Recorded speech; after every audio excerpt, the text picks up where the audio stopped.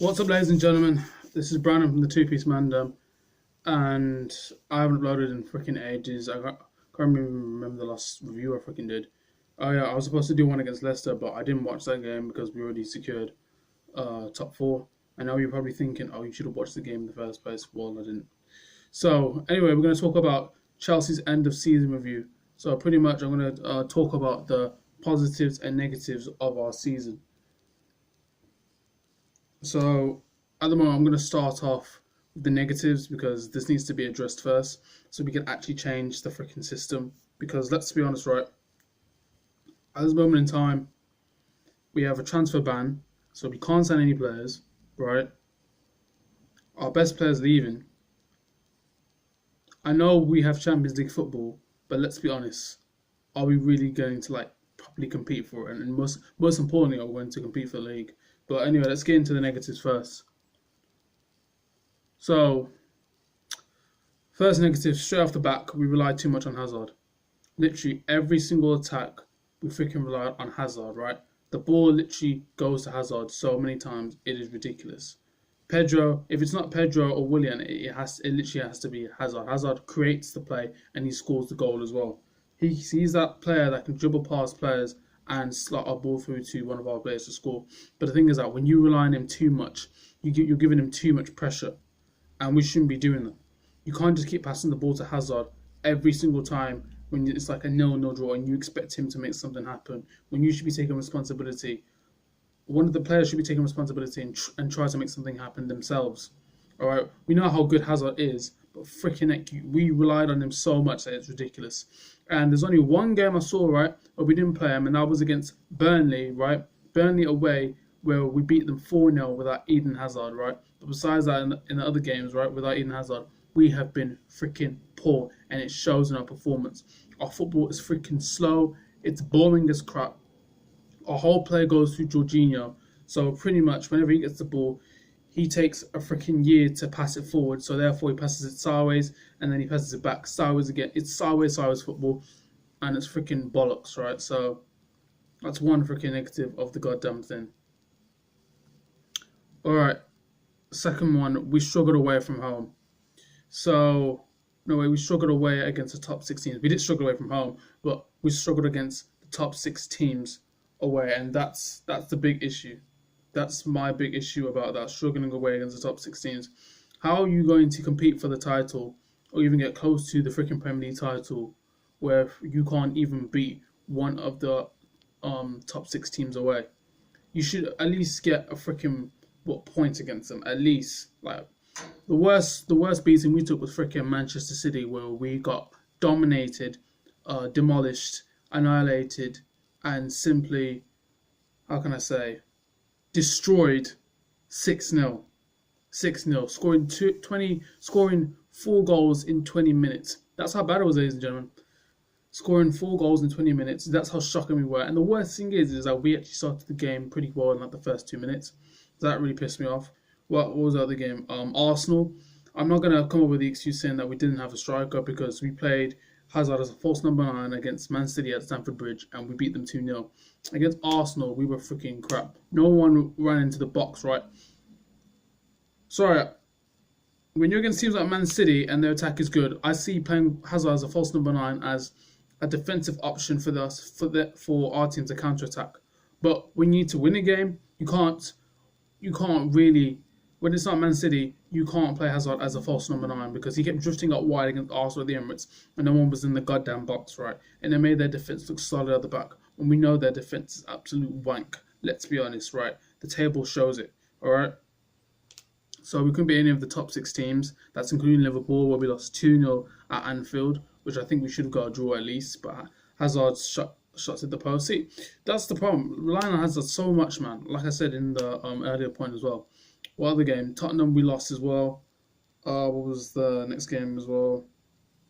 We didn't lose against Man United, but they were just poor. David De Gea had just a mad couple games to the end of the season. Marcus Alonso, out of all people, freaking scoring that goal. All right, let's look into another negative. Striker was an issue. That was a big one. That's a big one for us. Striker was still an issue. Yeah, he went and scored a couple of goals, but he has not been doing it enough for Chelsea. I think he scored what 5 goals in 16. I think he scored 5 goals in 16 league games. Now, obviously, it takes time to get used to the Premier League, but freaking heck, if we're gonna keep him next season, then Jesus Christ, we got a job on our hands, man. Freaking hell, this geezer is so slow. It's painful. It's literally so painful. My man's having to make he's freaking run 5 minutes earlier before the ball even comes to him. He's trying to make an early 5 yard run. Like the guy is just so slow, it's ridiculous. He's got the technique, but freaking heck, the Premier League is known for its pace and its intensity. Why do you think players like Aubameyang, Sadio Mane, and Salah score 22 goals? Because they've got technique and they've got pace, so they can keep up with the intensity and the pace of the Premier League. Right?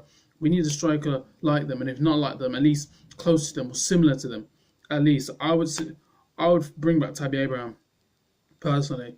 I know that he scored 25 goals. I know it's the Championship, but listen, I don't give a shit, right? He will get used to the Premier League, right? I suggest we sign him back. We just take him back. Simple as that. Don't say about Morata because he's wank. Don't say about Batshuayi because he can't hold the ball for shite. Just bring in Tabby Abraham. That's all I would do personally. And I don't know what other striker I'd bring in. Right, last issue before I move on to the positives. Last issue was that the manager was stubborn. I wrote down the manager was quite stubborn, but let's be honest, he wasn't quite stubborn. He was a stubborn prick, and it's pretty much because when you have N'Golo Kante, one of the best defensive midfielders in the freaking world, you saw him in the France World Cup, right? When you're playing that guy in centre midfield, it makes no sense. If you play him in defensive midfield, he breaks up the play. He does the job of 2 players and he covers up so much ground in the shortest amount of time. You playing him at Cam, yes, he's going forward. He's good going forward, don't get me wrong. But when you're on the counter attack against teams like against teams like Man City, Liverpool, and Tottenham, how the frick are you going? Jorginho cannot defend against those type of centre midfielders or attacking midfielders. You tell me Jorginho is going to defend against David Silva and Kevin De Bruyne running at him? He's be having a freaking laugh. That's not going to freaking happen. Whereas Kante, he has a chance to actually stop them and intercept their passes and break up the play. That's the difference. That's the difference. So, and him being quite stubborn, it's like he didn't want to change anything. He wants to keep everything the same. So my man kept playing Marcos Alonso, a guy who could not defend for shite. You kept playing him, and he freaking scored. He did F all. Like I was saying, you have freaking Marcos Alonso who can't defend for crap. He's good going forward, but what's the point of having a left back who can't defend to save his own goddamn life? It's ridiculous. So, and he didn't want to change him. He wants to keep playing the same formation over and over again. Like, he didn't change his formation once. It was just like a straight swap. But you have to change your formation in certain games to get the win. And he didn't do that. So he was just being a stubborn prick at times. And that's what kind of cost us the game. He's lucky he still has the freaking job now, personally. Because if the results kept going down and down and down, we kept taking more L's, this geezer would have been gone long time ago. Alright, so now moving on to the negatives. Let's go on to the positives. Alright, so start of the season we were playing brilliant football. I'm not gonna lie, we won against, who was our first game against? Huddersfield, winning 3-0, and then away from home, and then going at Stamford Bridge and beating Arsenal. That was a good game, and yeah, from that point, at the start of the season, we were actually doing bits and we were actually winning games. So I was actually pretty happy about that. So up to that point, we were actually winning a lot of games, and I was pretty happy with the way we were playing, the way people were playing during that Surrey Ball thing. Ross Barkley was playing brilliant football. Loftus-Cheek was playing amazing football as well. So during that period of the season, we were playing great football. Another positive was Hazard. Hazard was freaking brilliant. He's been brilliant this season without a shadow of a doubt. The only thing that's let the steam down is the defense. All right, but Hazard has been absolutely brilliant this season. All right, he holds the record. He's the top player that has the most assists and goals combined. All right, and that's how good he is, and he's just world class. He's just a world class player. He can easily drift past players. He gets tackled once in the box, it's a penalty. He can score penalties. He can do it all. He's literally world class. On Eden Hazard has been absolutely amazing, and it hurts the fact that he's going to Real Madrid. It just hurts, right? Because he's been absolutely phenomenal this season. Another positive for me personally was beating Man City. We were the first team in the league to beat Manchester City, a team that was battering teams left, right, and centre. Remember, we were the first team to actually do it, and accomplishing that was freaking massive for me, because I'm thinking if we're able to do that, we can freaking do anything. I thought we were going to get battered at Stamford Bridge, but we played amazing football against Manchester City. We didn't outplay them or anything like that, but we held back and we hit them on the counter attack, and we had players to freaking do it. And for me, that was the best thing for us. Like, for me personally, being Manchester City first was just amazing. Knowing the players that they have: Aguero, Raheem Sterling, Kevin De Bruyne, Bernardo Silva, and David Silva. Like, it was just tremendous, right? Absolutely tremendous. So yeah, don't hear Arsenal fans talking about that, losing against Man City at their home ground. But we'll move on. We'll move on to Arsenal. And the number one positive, yes, securing top four.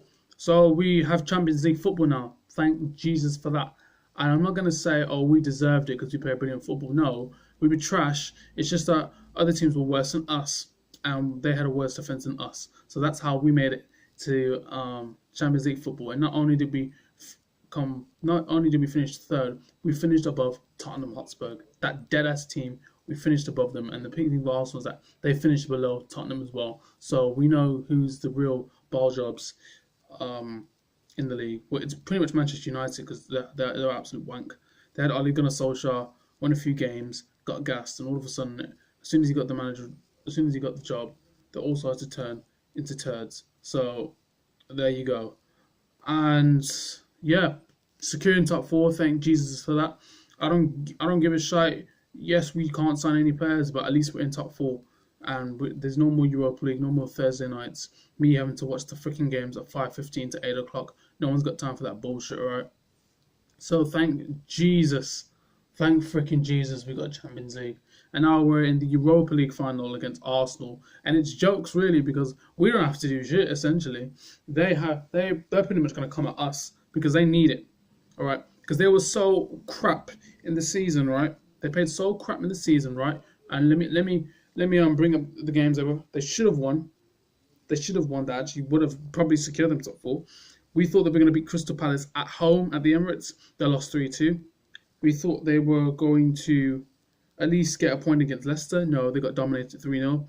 We thought that at home they would beat Brighton. No, they drew 1-1. Aubameyang missing the sitter, and where it didn't matter, they actually beat Burnley 3-1 away from home. So they actually won an away game where it didn't matter. So the only way to get Champions League is to essentially beat Chelsea in the Europa League final, which will be on the 29th of May. And do I see it happening? Probably, maybe. I'm not going to say they will. I'm saying maybe, because Arsenal do turn up in the types of finals, and they really do have to turn up, because if they flop, then they're going to get hella abuse.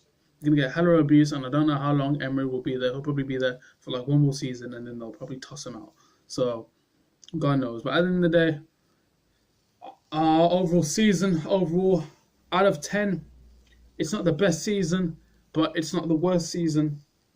I could say that it was crap because of all the negatives I mentioned. I could say that it's been decent because of all the positives I mentioned. But out of 10, I'm not gonna really sit on the fence that much. So out of 10, I'm gonna say our season has been a straight up 6. It's been a 6 out of 10. I'm not gonna say it's been an 8. It's been a 9. No, it hasn't. We've been absolute wank. Pretty much this season. The only reason why we're in the top 4 essentially is because the other teams were worse than us and couldn't freaking score anything. So the top 4, this has been the deadest. Let me get this right. This has been the deadest top 4 race of mankind, right? It's been absolute borderline dog crap. I'm telling you, it's been dog crap. Only reason why we're in 3rd is because the other teams bottled it as well. It's just as simple as that. And Arsenal have been worse than us. Their defense is shocking, more than I thought. Haroon, he cussed me saying how crap David Luiz is and Marcos Alonso is. Mate, look at Mustafi, look at Socrates, and look at Monreal. And also, wait, look at Xhaka as well. That's 4 players. And as you know, we're in 3rd place. Have fun with your 5th place. If you win the Europa League, fair play. If you don't, then it's peak. If you guys enjoyed this video, leave a like, comment down below who you think will win the Premier League next season and why. And also comment down below who you support as well. I want to know what team you actually support.